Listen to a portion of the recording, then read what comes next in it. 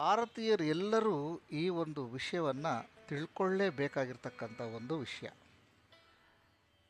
ನಮ್ಮ ಸನಾತನ ಧರ್ಮದಲ್ಲಿ ಪ್ರತಿಯೊಂದು ಪದಕ್ಕೂ ಅದರದೇ ಆಗಿರ್ತಕ್ಕಂಥ ಒಂದು ವ್ಯಾಲ್ಯೂ, ಒಂದು ವಿಚಾರ ಇದೆ, ಒಂದು ವೈಶಿಷ್ಟ್ಯತೆ ಇದೆ, ಒಂದು ಮೌಲ್ಯ ಇದೆ.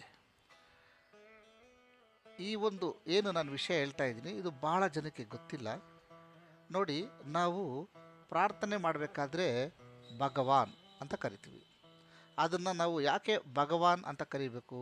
ಗಿಗವಾನ್, ಗುಗವಾನ್, ಮಗವಾನ್, ಹೇಗೆ ಬೇಕಾದರೂ ಉಚ್ಚಾರಣೆ ಮಾಡ್ಬೋದು. ಆದರೆ ಯಾಕೆ ಭಗವಾನ್ ಅಂತಲೇ ಕರೀತಾರೆ ಅಂದರೆ ಅದಕ್ಕೆ ಅದರದೇ ಆಗಿರ್ತಕ್ಕಂಥ ಒಂದು ಪ್ರತ್ಯೇಕವಾಗಿರ್ತಕ್ಕಂಥ ಮೌಲ್ಯ ಇದೆ.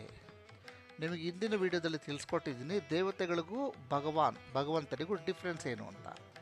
ಈಗ ಆ ಪದದ ಅರ್ಥ ಏನು ಅಂತಕ್ಕಂಥದ್ದನ್ನ ತಿಳ್ಕೊಂಡ್ರೆ ನೀವು ಸ್ವಚ್ಛವಾಗಿ ಅದನ್ನು ಉಚ್ಚಾರಣೆ ಮಾಡ್ತೀರಾ.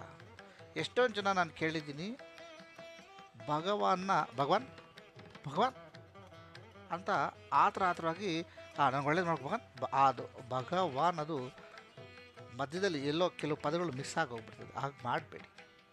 ಆ್ಯಕ್ಚುಲಿ ಭಗವಾನ್ ಅಂದರೆ ಅರ್ಥ ಭಾ ಅಂದರೆ ಭೂಮಿ, ಘ ಅಂದರೆ ಗಗನ ಅಂದರೆ ಆಕಾಶ, ವಾ ಅಂದರೆ ವಾಯು, ಆ ಅಂದರೆ ಅಗ್ನಿ, ನ ಅಂದರೆ ನದಿ ಅಂದರೆ ನೀರು. ಈ ಪಂಚಮಹಾಭೂತಗಳನ್ನು ಜೋಡಿಸಿ ಭಗವಾನ್ ಅಂತಕ್ಕಂಥ ಪದ ಬಂದಿದೆ. ಹಾಗಾಗಿ ನಾವು ಪ್ರಾರ್ಥನೆ ಮಾಡ್ಕೋಬೇಕಾದ್ರೆ, ನಾವು ಭಗವಂತನ ಹತ್ರ ಕೇಳ್ಕೊಳ್ಬೇಕಾದ್ರೆ ಸ್ಪಷ್ಟವಾಗಿ ಅದಕ್ಕೆ ಆಗಿರ್ತಕ್ಕಂಥ ಒಂದು ಟೈಮ್ನ ತಗೊಂಡು ಭಗವಾನ್ ಅಂತಲೇ ಸಂಬೋಧಿಸೋದು ಒಳ್ಳೆಯದು.